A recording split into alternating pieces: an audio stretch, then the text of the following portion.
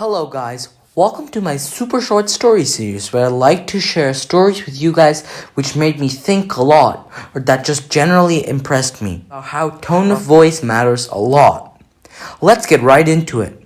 So, once upon a time there was a teacher teaching his students about moral values. He was teaching his students about how the tone of voice can change the meaning of the message. One of the students didn't quite understand it, why tone mattered.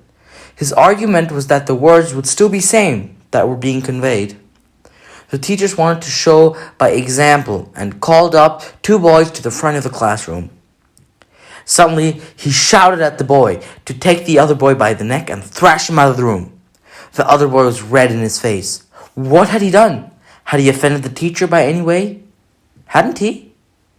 The teacher asked, "What's the problem, my boy? We didn't hit you or anything. I just told them to throw you out of the room."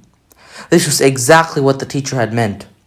Even though he had just told the boy to get thrown out, he had shook him by shouting loudly.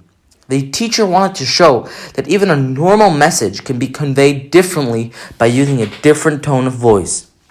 I can very well relate to this in real life. People sometimes try to convey messages in a nice way, but end up telling it in a different tone of voice than they wanted to, because their mood affected their tone of voice. This happens more than you think. No matter how calmly you try to convey your messages, your emotion will always reflect in the tone of voice. The only way to not let your emotions reflect in your tone is to be calm before you tell something.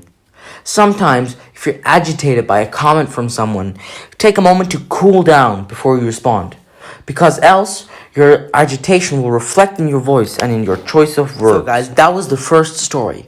I plan on doing this more by telling multiple stories that really impress me, probably daily or weekly, something like that.